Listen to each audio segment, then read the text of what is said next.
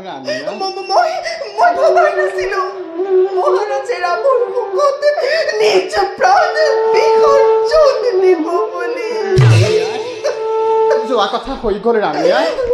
এতিয়া আৰু তন্দাখন কৰি নিজকে দুৰ্বল নকৰিবা ৰাণীয়াই, নিজকে দুৰ্বল নকৰিবা ৰাণীয়াই। ৰাণীয়াই ৰাণীয়াই উত্তৰ ভৰতৰ সময় আহিছে। তুমি ভৰতক চম্ভালি লোৱা ৰাণীয়াই। মই আহিলো ৰাণীয়াই, মই আহিলো ৰাণীয়াই।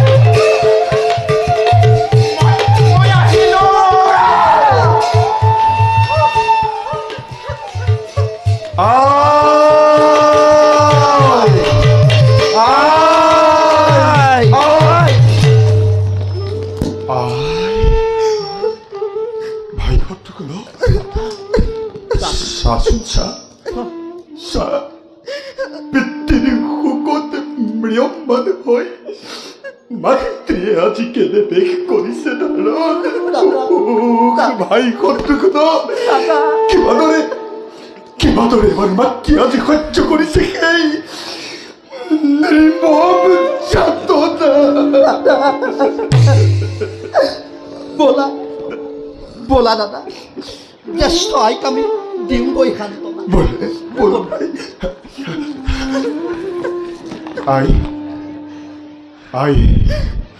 মই আহিছো আই তোমাৰ পুত্ৰ ভৰত। আই দুটৰ মুখেৰে জানিব পাৰিলো কেকৈ ৰাজ্য আমাৰ সকলোকে এৰি বোলে পিতৃদেৱ গুচি গলাই। আমাৰ সকলোকে এৰি পিতৃদেৱ গুচি গল বোলে আই বৰ লোকলৈ, আৰু আমি বোলে অনাথ হৈ গলো আই, আমি অনাথ হৈ গলো। জানিব পাৰোনে কিবাদৰে পিতৃদেৱ অকস্মাতে হল পৰলোক গমন? কোৱা জ্যেষ্ঠ আই, কোৱা। ময়ো অস্থিৰ হৈ পৰিছো।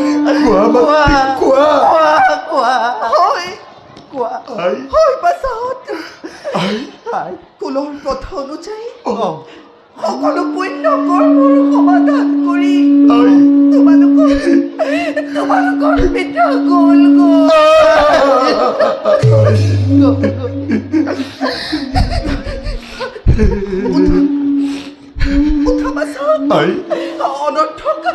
অনৰ্থক ৰন্ধন কৰি শোকত নহবাবি বল। এনে কাৰ্য একেবাৰে শুভন। বাছাভৰত অযোধ্যাৰ ন্যায়দণ্ড হাতত তুলি লোৱা। পিতামহৰ বাবে কৰি যোৱা কৰ্তব্য নিজৰ। তুমি কি কৈছা? অভিসন্ধি দাদা, নহলেনো ইমান পৰিৱৰ্তন সহজেই কিয় অযোধ্যা ৰাজ্য?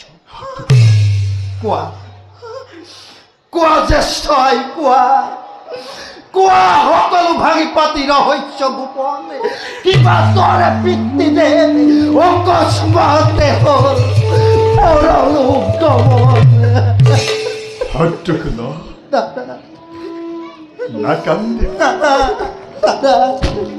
নাকান্দিবি অ ভাই শত্ৰুঘ্ন, চাচোন তই আৰু মই কিমান দুৰ্ভগীয়া। শুনিবলৈ নাপালো এখানি মৌ মিঠা মাত আমি পিতৃৰ মুখত অন্তিম ক্ষণত, আৰু তই আৰু মই ইমানেই দুৰ্ভগীয়া হব লাগে নে ভাই? হে পিতা, তুমি যোৱাৰ আগতে কিয় হপি নগলা আমাক জ্যেষ্ঠ দাদা ৰামৰ হাতত? জ্যেষ্ঠ দাদা ৰাম আৰু অনুজ লক্ষ্মণ, তোমালোক যে বৰ সৌভাগ্যৱান।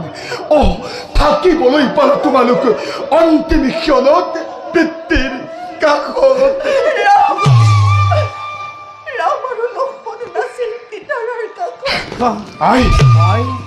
জ্যেষ্ঠ ৰাম আৰু লক্ষ্মণো নাছিল পিতাৰ কাষত তেন্তে তেওঁলোক ক'ত আছে ক'ত আছে তেওঁলোক এতিয়া ক'ত আছে ক'ত আছে ঐতপেও য'ত আছিল তাতে আছে আই তেওঁলোক এতিয়া ক'ত আছে আই অৰণ্যত ৰাজপথু সীতাৰ লগত অৰণ্যত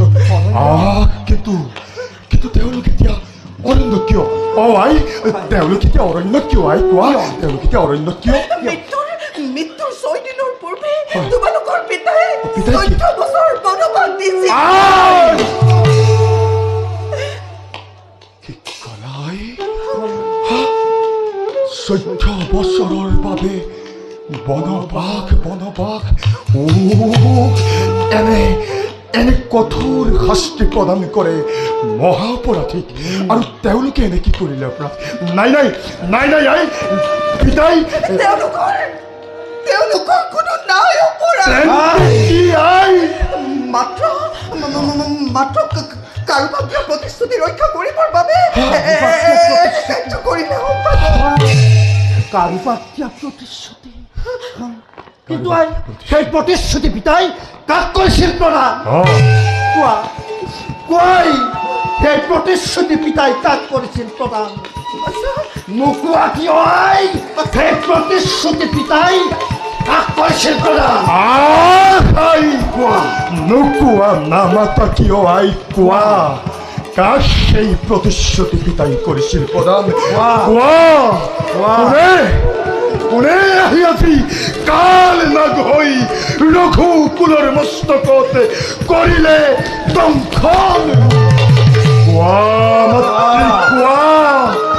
তাৰ মই বিষ দন্ত পেলাও উভালি অবংশে ধ্বংস কৰি তাৰ ৰক্ত তৰ্পণ কৰো মই মৃত পিতৃৰ চৰণত মাতৃ কোৱা এনেদৰে মৌন ব্ৰত ধৰি আৰু নজনাবা তুমি এই ভৰতৰ হৃদয়তে অগণি ভীষণ মাতৃ কোৱা কোন সেই কাল নাগ মাতৃ কোৱা কোন সেই কাল নাগ কোৱা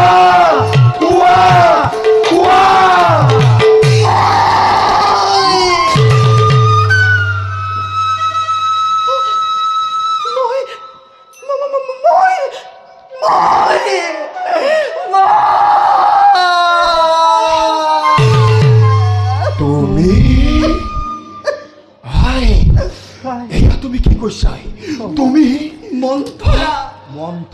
মন্থৰাই মোক সকলো মন্ত্ৰণা কৰিলে প্ৰদান সেয়া বহুদিনৰ কথা তোমালোকৰ পিতাই অখৰৰ বিপক্ষে মহা সংগ্ৰামত আহত হৈছিল তাৰপাছত কি আৰু মোৰ এই শস্ত্ৰঘাত পিতাই পুনৰ প্ৰাণ পাই উঠিছিল মোৰ শস্ত্ৰঘাত প্ৰাণ পাই উঠা পিতাই মোক দুটি বৰ দিম বুলি কৈছিল কিন্তু তাক মই সময়ত নকৰিলো গ্ৰহণ পাছত গ্ৰহণ কৰিম বুলি কিন্তু যেতিয়া কৌশল্যাৰ কুমন্ত্ৰণত পৰি তোমালোকৰ অনুপস্থিতিত ৰামক ৰাজ্য অভিষেক কৰাবলৈ কৰিলে ষড়যন্ত্ৰ তেতিয়াই মই পিতাৰৰ পৰা সেই দুটি বৰ বিচাৰিলো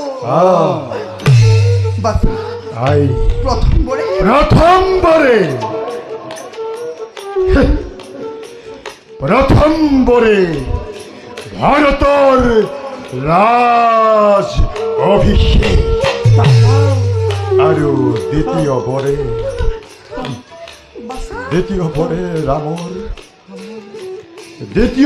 ৰামৰ 14 বছৰ বনবাস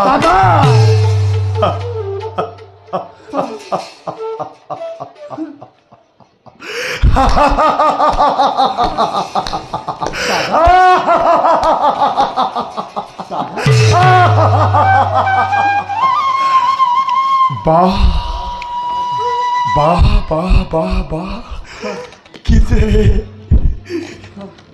যে বুদ্ধিমতী তুমি মোৰ জননী কি যে বুদ্ধিমতী তুমি আৰু চোৱাই তোমাৰ পুত্ৰ ভৰত এতিয়া অযোধ্যাৰ ৰজা। দাদা অই তোমাৰ পুত্ৰ ভৰত এতিয়া অযোধ্যাৰ ৰজা। অই তোমাৰ পুত্ৰ এই ভৰত এতিয়া অযোধ্যাৰ ৰজা।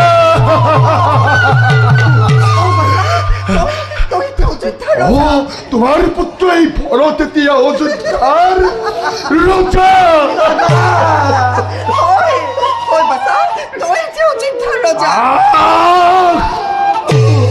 স্তব্ধ। ভৰত এতিয়া অযোধ্যাৰ ৰজা আৰু তহঁত সকলো মোৰ চিৰশত্ৰু। ভাই শত্ৰুঘ্ন, দাদা দে দে দে মোক এখন তীক্ষ্ণ দে। দাদা তহঁতক কি কৰে দাদা? তহঁতক আজি মই দাদা তহঁতক কি কৰে দাদা? তহঁতক দাদা এই দাদা তহঁতক আজি মই শান্ত হোৱা দাদা, শান্ত।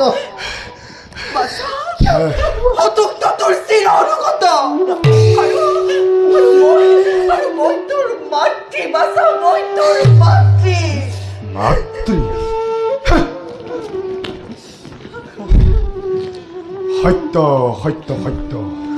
শত্ৰুঘ্ন, দাদা তইতো মোৰ চিৰনুগত। হয় দাদা। তই এটা মোক উপকাৰ কৰিব লাগে। কোৱা দাদা কোৱা পাৰিবি? কোৱা। তাতে যা, তই এখন তীক্ষ্ণ অখি লৈ আহ দাদা আৰু সেই তীক্ষ্ণ অখি আনি তই তই বহুৱাইবি এই ভৰতৰ বুকুত। দাদা দাদা নেকে হক জগতে এনে পাপি ভৰতৰ বুক। দাদা যার বাবে অনাথ হলে এই অযোধ্যাবাসী, যার বাবে অনাথ হল, যার বাবে অনাথ হল হনুজ লক্ষ্মণ, তই আৰু জ্যেষ্ঠ দাদা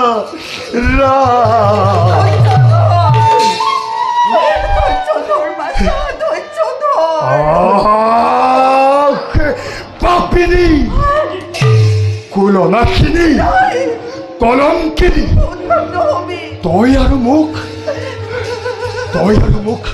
স্পৰ্শ নকৰিবি।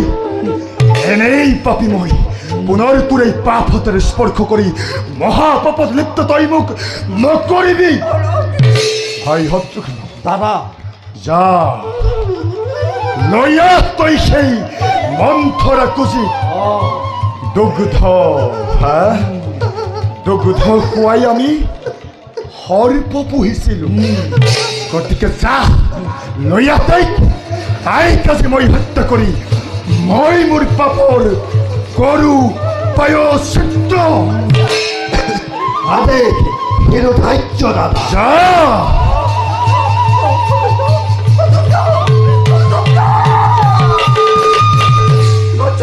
ধৈৰ্য ধৰ বাছা, ধৈৰ্য ধৰ। তই মোৰ কি কৰিবলৈ ওলাইছ বাছা? তই মোৰ কি কৰিবলৈ ওলাইছ? বাছা বাছা কোন? মই তোৰ বাছা। বাছা বাছা বাছা বাছা এই পাপিনী, মই তোৰ পুত্ৰ নহওঁ। তোৰ মই পুত্ৰ নহওঁ কদাপি। তোৰ পুত্ৰৰ মৃত্যু হল আৰু মই আছো তোৰ পুত্ৰৰ প্ৰেতাত্মা। হেল্ল' পাপিনী, তোক আজি মই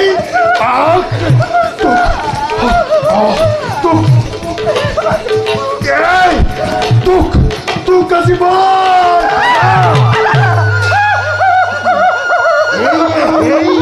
অযোধ্যাৰ আজ্ঞা দাদা, মুহূৰ্তটা হিৰচ্ছেদ কৰো।